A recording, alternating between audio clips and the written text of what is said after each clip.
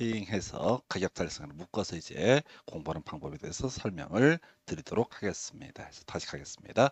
가격 탄력성이라고 하는 거, 가격 변화율 대비해서 그 재화의 수요량의 변화. 그래서 자, 가격이 상승하면 수요량은 감소하게 될 텐데, 자, 가격이 1% 상승했는데 수요량이 10% 감소했다. 그럼 우리가 탄력적. 근데 가격이 5% 상승했는데 수요량이 2% 감소했다. 그럼 우리가 이것을 비탄력적이라고 부르게 됩니다. 기본 공식을 자꾸 머릿속으로 떠올리셔야 됩니다. 자, 그리고 이제 검토 드리게 될 거. 자, 지금 이제 전체 수요량을 따지는 문제가 나오게 됩니다. 해서 이게 가격 탄력성하고요, 소득 탄력성과 교차 탄력성을 엮어서 자, 이 셋 중에 두 개 또는 심지어 30배 되는 세 개를 엮어서 구성했던 사례가 있습니다. 해서 자, 일단 우리가 전체 수요량이라고 하는 것의 결정요인 그 재화의 가격이라고 하는 거 이미 알고 있다시피 그 재화의 가격이 상승하면은 그 재화의 수요량은 어떻다 감소하게 된다. 끝입니다. 가격 하락하면 당연히 수요량은 증가하게 될 것이다. 근데 실제 문제를 구성할 때 학개론에서는 뭐 깊이 있게 그렇게 어렵게 되는 게 그렇게 많지가 않아요. 쉬운 것들을 잘 하시는 게 능력입니다. 그래서 다시요. 어떤 재화의 가격이 상승하면은 사람들은 자, 그 재화의 수요량, 용어가 수요량이라는 표현을 쓰고 있잖아요. 수요량은 당연히 어떻다 가격을 기준으로 보는 거니까 감소하게 된다. 이렇게 전제를 삼게 됩니다. 예, 그리고 나서 가격 말고도 이미 우리가 정상재라는 개념을 얘기하면서 소득이라는 얘기를 했었고요. 다른 재화의 가격이라고 해서 대체재 가격도 바로 그 재화의 수요량에 영향을 줄 수가 있습니다. 그래서 두 번째 이슈 가볼까요? 소득부터 논합니다. 그래서 소득. 정상재, 소고기라고 그랬어요. 그래서 돈이 없어서 소고기를 못 먹는다라는 것이 전제가 돼야 돼. 그래서 자, 만약에 소득이 증가되게 되면 그 재화의 정상재 수요는 어떻다?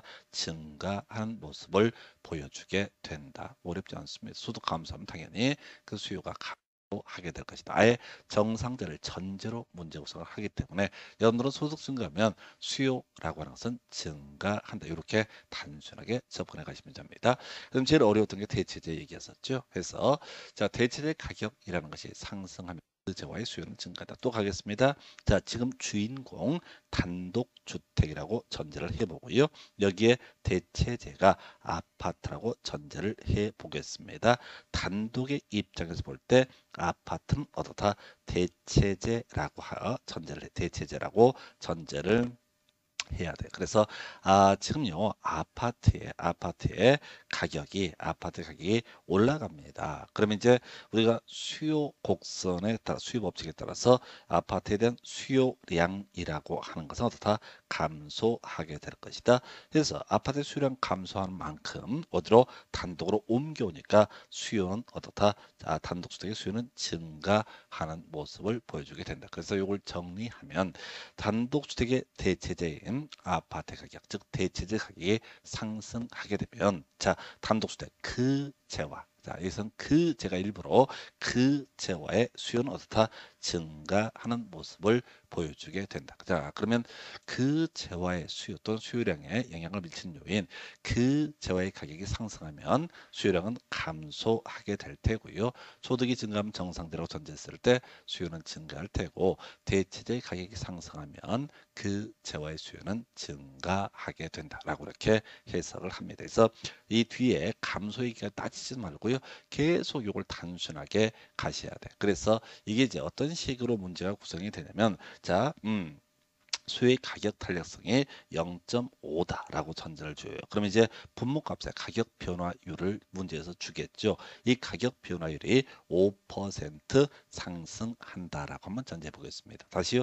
수요의 가격 탄력성이 문제에서 0.5라고 주어져 있게 됩니다. 그리고 문제에서 데이터를 이 재화의 가격이 5% 상승한다. 그러면 분자값이 얼마가 나와야 되죠? 0.5가 되려면 2.5%까지 좋아. 얘기가 잘해. 근데 여기서 그다음 증가인지 감소인지 헷갈리면 안 돼. 바로 이때는 수요량은 2.5% 더 감소하게 된다라고 할 것. 자, 그다음에 수의 소득 탄력성 0.7이라고 주어지면서요. 소득이 10% 증가한다. 그러면 이때 자, 정상제라고 전제했으니까 자, 어떻게 돼요? 자, 7%라는 값이 어떻다? 수요가 증가하게 된다라는 값을 생각을 해내야 돼요. 또, 자, 교차 탄력성이라고 하는 거. 자, 요거 뒤에 공식이 나오게 될 텐데, 교차 탄력성을 미리 주면서, 자, 대체재 가격이 상승한다. 이렇게 몇 프로 상승한다. 이라는 식으로 주어지게 됩니다. 그래서, 자, 교차 탄력성 공식을 한번 보면서 이걸 체크를 해볼까요? 그래서, 자, 결과적으로 이 세 가지 이슈를 가지고 계산식을 가지고 설명을 드리도록 하겠습니다. 그래서 자, 수익 가격 탄력성이라고 하는 거, 그 재화의 가격 변화율 분의 그 재화의 수요량의 변화율을 가리켜서 수요의 가격 탄력성. 그래서 아까 제가 예시하기를 수요의 가격 탄력성을 문제에서 0.5라고 주면서 그 재화의 가격 변화율 10% 자, 이게 자, 증가한다라고 하게 되면 우리가 이제 알아야 되는 것이 이것 때문에 발생하는 문제가 이 가격 탄력성 때문에 자, 이게 5%가 어떻다? 감소하게 된다. 이렇게 하나 공식을 주는 거예요. 그래서 문제를 물어볼 때 전체 수요량을 변화량을 구하시오라든가 이런 식으로 구성이 되거든요. 약간 응용 들어가는 것도 그다음 문제인데 일단 요 공식 세 개를 가지고 활용해서 문제를 구성을 하게 되는 겁니다. 자, 그래서 이제 그다음 주제 아까 보던 소득 탄력성 얘기를 가봐야 되죠. 그래서 가격 탄력성이라고 하는 것은 그 재화의 가격 변화율을 기본모로 삼았던 것이고 소득 탄력성이라고 하는 것은요. 소득 변화율이라고 하는 것을 기준으로 삼게 됩니다. 그래서 소득 탄력성 정상대로 전제했을 때 소득 변화율분의 그 재화의 수요량의 변화율. 자, 엄밀히 따지면 이거 수요의 변화율이라는 표현을 쓰는 게 엄밀히 따지면 또 논리적으로 맞을 수도 있습니다. 그런데 경제학도 좀 어리버리한 게 있어. 그래서 수요량의 변화와 수요의 변화를 앞에서 그렇게 뒤지게 설명을 했는데 실제로 이 교재라든가 또 경제학 교재를 집필하시는 분들이 이 수요량과 수요의 변화를 중간중간에 약간 혼용해 쓰는 그런 경향이 있습니다. 자, 문제 줄 때 이런 식이라고요. 자, 소득 탄력성 0.7로 주고요. 소득이 10% 증가했다라고 데이터를 줍니다. 자, 그러면 0.7이 되려면 분모값이 10% 증가했을 때 바로 자, 뭐가 돼야 되죠? EI 분자값은 7%라는 값이 자, 증가한다라고 이렇게 해석을 해야 됩니다. 해서 자, 문제를 구성할 때 수익 가격 탄력성과 수익 소득 탄력성 두 개만 주면서 이렇게 데이터를 주면서 자, 만약에 자, 수익 가격 탄력성 0.5고 수익 소득 탄력성이 0.7인 상태에서 자, 가격이 10% 상승하고 소득이 10% 증가했을 때 전체 수요량의 변화는 얼마냐? 그럼 이제 이렇게 가는 거지. 5% 감소, 7% 증가니까 두 개를 더하면 2% 증가라는 식으로 해석을 해 주셔야 됩니다. 이런 식의 문제가 구성이 돼요. 자, 제일 수험생들이 어렵게 받아들이는 게 바로 교차 탄력성이라고 하는 공식이 되게 됩니다. 그래서 이것도 이제 문제를 줄 때 이렇게 했죠. 자, 자, 교차 탄력성. 항상 시험 문제에서는 뭘 전제로 한다? 대체제라는 것을 전제로 출제가 이루어지게 됩니다. 그래서 자, 대체제 가격 변화율 분해요. 그 재화, 대체제 가격 변화 때문에 발생한 그 재화의 수요량의 변화율이라고 하는 것을 가리켜서 우리는 이걸 뭐라고 한다? 교차 탄력성이라고 부르게 됩니다. 그래서 자, 한번 볼까요? 자, 대체재 가격 변화를 보내 이것 때문에 발생한 그 재화의 수요량의 변화 이걸 이름하여 뭐라고 한다? 교차 탄력성. 대체자는 말을 쓰지 않고요. 그냥 보통 아파트의 교차 탄력성을 구하시오라고 이렇게 구성을 하거나 단독주택의 교차 탄력성을 구하시오라는 식으로 문제가 주어집니다. 또는 교차 탄력성을 주면서 대체재 가격 변화를 줘요. 그래서 대체재 가격 변화 때문에 얼마나 수요량의 변화를 그 재화의 수요량의 변화를 발생했는가. 자, 그래서 요거는 접근을 해 가실 때 지금 제가 아예 이런 그림을 하나 더 그렸어요. 자, 아파트의 교차 탄력성을 구하시오라는 식으로 이제 문제 구성이 되게 되면은 자, 그 아파트가 뭐가 됩니까? 그 재화가 되게 되는 거죠. 그러면 아파트에 보통 문제에서는 단독이랑 연립을 대체적으로 주게 되는데 분모값은 단독주택의 가격 변화율이라고 하는 것이 들어가게 됩니다. 그래서 다시요. 문제에서 아파트와 원룸이라고 하면서 아파트 원룸이라고 문제를 던져주게 되면서 원룸의 교차 탄력성을 구하시오라고 하면은 분자값은 뭐가 된다고요? 원룸의 대체제인 아파트의 가격 변화율이라고 하는 것을 입력을 해야 되고요. 그 다음에 이것 때문에 발생한 바로 원룸의 수요량의 변화율이라고 하는 것을 분자값에 넣어야 돼요. 자, 아파트 원룸이라고 문제를 주면서 만약에 지금 아파트의 교차 탄력성을 구하시오. 그러면 분자값에 뭐가 된다고요? 아파트의 수요량의 변화율이라고 하는 것이 들어가게 됩니다. 그럼 분모값에는 아파트의 대체제인 원룸의 가격 변화율이라고 하는 것이 분모값이 되게 됩니다. 그래서 보통의 경우 우리가 수의 가격 탄력성부터 공부를 해 오다 보니까 요건 그렇게 큰 문제가 아닌 것처럼 느껴지는데 여기는 플러스냐 마이너스냐가 문제가 되는 것이고요. 보통 수험생들이 겁나게 어렵게 좌절하고 또 좌절하고 내가 대학에 나쁜가? 네, 나쁜 거 맞습니다. 고민할 거 없어요. 힘들어할 거 없어. 안 그래도 머리가 터지겠는데 내가 머리가 좋은가 나쁜가 이런 거 쓸데없는 고민까지 하시면 안 돼. 그래서 다시 가십시다.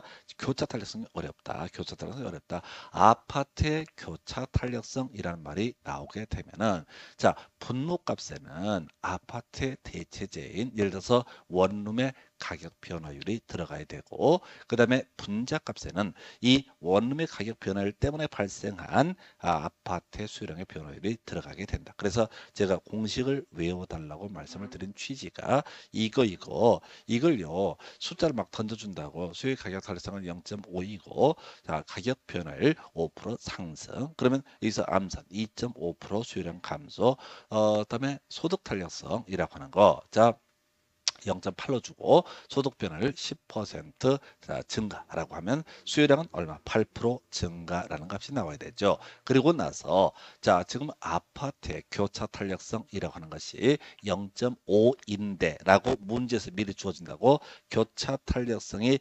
0.5인데 이 아파트의 대체제인 원룸의 가격 변화율이 10% 상승했다라고 이렇게 던져준다고요. 그럼 이제 이게 원룸이 되면 10% 상승할 때 분자값은 얼마? 5%가 돼야지 0.5라는 값이 맞게 됩니다. 그래서 이때는 미리 외워야 된다고 지금 대체제 가격이 상승하게 되면 그 재화의 수요는 어떻다? 증가한다. 그래서 5% 증가 이런 식으로 이제 해석을 하게 되는 겁니다. 요거요. 여러분들이 진짜 좀 과장하면 한 10번쯤 이 그림을 그대로 대입해서 이 공식을 그대로 대입하는 방식으로 이걸 접근을 해 주셔야 됩니다. 거의 2년 내지 2년에 한 문제 또는 3년에 두 문제 구성하는 파트이고요. 이게 공식이 제대로 암기가 돼 있으면은 사실은 진짜 한 1분 만에 충분하게 문제를 풀어 가실 수가 있어요. 근데 가가지고 막 읽어보고 이러면 안 돼. 무조건 수요 가격 탄력성, 수요 소득 탄력성, 그다음에 아파트의 교차 탄력성, 다세대 교차 탄력성. 그럼 다세대 교차 탄력성 하면 분자값에는 다세대 수요량의 변화인데 기준점이 그 아파트와 다세대라고 주어져 있으면 아파트의 가격 변화분의 다세대의 수요량의 변화 이런 식으로 바로바로 찾아서 대입해 봐야 돼. 근데 꼭 쓸데없이 가격이 5% 상승했고 소득이 3% 증가했고 대체제인 다세대 가격이 50% 증가했다, 상승했다, 이런 걸 하나하나 쳐 읽으면 안 된다고. 이건 절대 읽어서 풀 수가 없어요. 왜? 문제 자체를 큰 소리 내서 쭉쭉쭉 읽어가다 보면 그 이미 1분 지나버립니다. 그러면 여러분들 이미 초긴장 상태에서 시간이 부족하다는 것을 알게 되면서 개판 5분 전이 돼. 문제 풀려고 하지 마시고 이거 특히 아무래도 여러분들 어려운 것은 교차 탄력성 파트에 좀 버겁죠. 아파트의 교차 탄력성. 그럼 분자값 플러스의 아파트의 수요량의 변화. 기준점은 아파트의 문제에서 미리 주어 대체적인 문제를 미리 주어요. 그 대체적인 가격 변화를 보내 그 재화의 수요량의 변화를 이렇게 가시게 되는 겁니다. 자, 이거요 힘들긴 하지만 꼼꼼히 공식을 외우는 겁니다. 공식을 외우는 거 이해하시는 게 아니에요. 그래서 물론 얘기를 논의를 전제하려면 앞에서 우리 논의했던 대체적 개념을 몇 번이고 설명드렸던 그 주제가 소화가 돼야 돼요. 그래서 다른 문제 볼 것도 없어요. 그냥 앞으로 공부해 가실 때도 이 공식만 자 먼저 어떤 재화의 가격이 상승하면 그 재화의 수요량은 당연히 어떻다 감소하게 된다. 그래서 수요의 가격 탄력성을 미리 주거나 또는 그 재화의 가격 변화를 보내 그 재화의 수요량의 변화를 미리 데이터에 주면서 수요의 가격 탄력성을 구하시오. 이렇게 할 수도 있다고요. 유치한 문제로서 수요의 소득 탄력성, 소득 변화를 주면서 수요량의 변화를 줄 수도 있게 될 것이다. 그 다음에 교차 탄력성 이렇게 가요. 자, 이게 이제 문제가 어떤 식으로 이제 구성이 되냐면 이런 식으로 나왔던 적도 있습니다. 자, 가격이 5% 상승하고 소득이 10% 증가하고 자, 대체재인 만약에 다스의 가격이 자, 10% 증가했다라고 딱 데이터를 주면서 이때 가격 탄력성은 몇 프로이고 얼마이고 소득 탄력성은 얼마이고 교차 탄력성은 얼마이고 쭉 하면서 이때 전체 수요량의 변화율은 얼마가 되는가? 그러면 가격이 상승하면은 수요량은 감소할 테고 소득이 증감 정상제니까 수요량은 증가할 테고 대체재 가격이 상승하면 그 재고의 수요량은 증가한다 해서 마이너스 플러스 플러스 이런 구조로 이게 공식을 얼마나 외웠느냐 이게 논의 쟁점입니다. 절대 계산이 어려운 문제 나오지 않. 계산 묻는 건 문제가 아니잖아. 이거 더하기 빼기 이거 하는 게 아니라 결국은 공식을 얼마나 외웠는가. 그런데 수험생들 대부분이 이 기본적인 틀을 안 하시고 이분들 안 하고 어떻게 문제를 몇 개 더 풀어보려고 그래. 근데 그분들이 문제를 1분 안에 풀어가기 위해서는 미리 공식을 외우고 있어야 되는데 성질 더럽게들 급해가지고 공식도 다 안 외운 주제에 문제를 자꾸 풀어보려고 그래. 그럼 이제 어쩌다 해설 보고 문제가 이해가 되면 매우 기쁜 마음으로 자기 푼다고 개소리입니다. 개소리. 시험장 가면 긴장도가 2배, 3배가 됐어요. 정말 되지 않은 사람들은 손을 못 대. 그렇게 같은 기출 문제를 제가 몇 년간에 걸쳐서 학원에서 강의를 하더라도 시험 끝나고 상당수의 분들이 하시는 주장 또는 자랑인가? 별로 이해가 안 되는데. 그런 계산 문제를 못 풀었는데요. 그러면 자랑할 게 아니죠. 모질인데 이런 얘기잖아. 그래서 계산 문제 100% 쉽다는 얘기는 아닙니다. 그런데 이 문제는 무조건 맞춰야 돼요. 왜? 출제빈도가 너무 높기 때문에. 그래서 자 다시 어떤 재화의 가격이 상승하게 되면 그 재화의 수요량은 감소하게 될 것이다. 비싼데 안 산단 말이죠.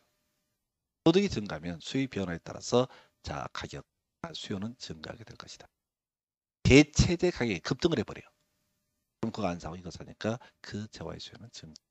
그래서 이거 공식하고요. 마이너스 플러스 플러스라고 하는 이 순서. 그러니까 이 공식을 그대로 미리 시험장에서 그냥 공식이 줄줄줄 나와야 돼. 써보고 하는 게 아니라 암기가 돼 있으면 지금 아까 소득이 그 자의 가격이 5% 상승하고 소득이 10% 상승하고 대체된 다세대 주택의 가격이 10% 상승했다. 뭐 이렇게 하면 자동으로 딱딱딱 풀어내실 수 있어요.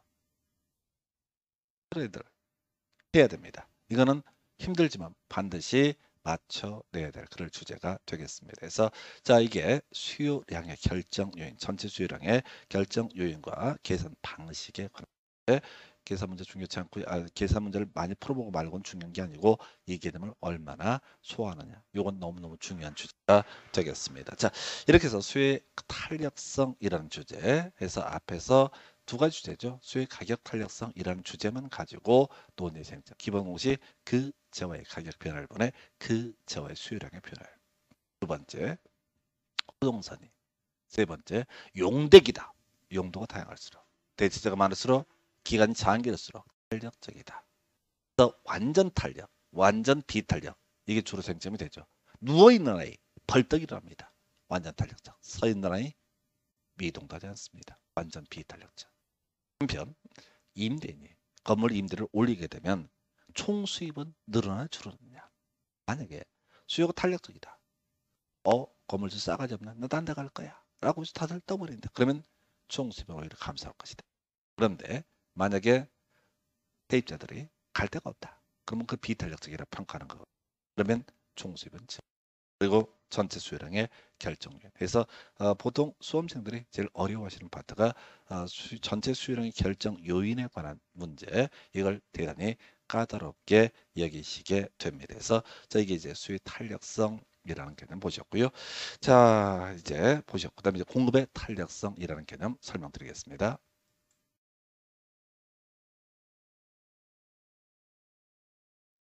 자, 우리 수의 탄력성에서는 수의 가격 탄력성, 수의 소득 탄력성, 수의 교차 탄력성이라는 개념이 있었어요. 자, 그런데 공급의 탄력성 얘기는 한 가지밖에 우리 시험 범위에서 다뤄지지 않습니다. 가격 탄력성이라고 하는 거. 자, 그러면 기본 공식을 떠올려야 돼. 수의 가격 탄력성이라고 하는 거. 자, 가격 탄력성, 수요의 가격 탄력성, 이라고 하는 것은 공식이 그 재화의 가격 변화율 분의 그 재화의 수요량의 변화율을 가리켜서 이것을 우리는 뭐라고 한다? 수요의 가격 탄력성이라고 공부했습니다. 그러면 이제 똑같은 얘기지.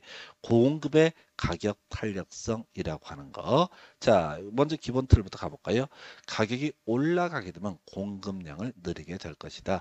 가격이 내려가게 되면 공급량을 감소시킬 것이다. 그러면 수요의 가격 탄력성이라고 하는 것이 재화의 가격 변화율 분의 그 가격 변화 때문에 발생한 수요량의 변화율 이 폭을 비교하는 개념이었었고, 공급의 가격 탄력성이라고 하는 것은 그 재화의 가격 변화율, 가격이 상승하면 공급량을 늘릴 것이다. 그런데 문제는 그거죠. 이 가격 변화를 보내 그 재화의 공급량의 변화율이라고 하는 거, 이것을 이름하여 뭐라고 한다? 공급의 가격 탄력성. 그래서 가격이 오를 때 공급량을 조금 늘리느냐, 많이 늘리느냐. 조금 늘리게 되면 비탄력적, 많이 늘리게 되면 어떻다? 탄력적이라고 평가를 할 수가 있습니다. 그래서 요건 이제 수의 가격 탄력성보다는 좀 간단한 주제입니다. 양 자체가. 근데 제가 이미 지적해 드린 것처럼 수의 가격 탄력성 파트에서 이런 거 있었죠. 호동선이라고 하는 거, 용대기다. 이런 것들은 공급의 가격 탄력성을 때도 그 호동선이는 똑같이 적용을 하게 됩니다. 자, 그래서 공급의 가격 탄력성이라고 하는 것을 검토하겠습니다. 자, 그래서 기본 개념 가격 변화율을 기준, 그 재화의 가격 변화를 기준으로 공급량의 변화율이라고 하는 것을 공급의 가격 탄력성이라고 부릅니다. 그럼 공식 당연히 알아야 되겠지. 그 가격 변화를 분해 그 재화의 공급량의 변화율. 그래서 다른 거 따져 부를 거 없고요. 가격 올라가게 되면 공급량은 증가하게 될 것이다. 근데 얼마나 많이? 만약에 탄력적이다라고 평가하게 되면 어떻다? 공급량이 겁나 많이 늘어나는 것이다. 상대적으로 비탄력적이다라고 하면 가격이 상승하더라도 공급량이 그렇게 많이 늘어나는 것은 아니다라는 개념이 비탄력적이다. 그래서 의 보셨고요. 그 다음에 측정. 이건 따로 볼 것도 없습니다. 호동선이라고 하는 거, 호탄력성, 공급 곡선이 곡선 호 모양으로 주어져 있을 때 측정 지점과 무관하게 수요의 가격 탄력성, 공급의 가격 탄력성은 같다라고 할 것, 이에 대응해서 선분 형태로 주어진 공급 곡선에 있어서는 측정 지점에 따라서 공급의 가격 탄력성은 달라진다. 그래서 이렇게 아까 설명을 수요할 때 했던 그림이랑 거의 똑같아. 자,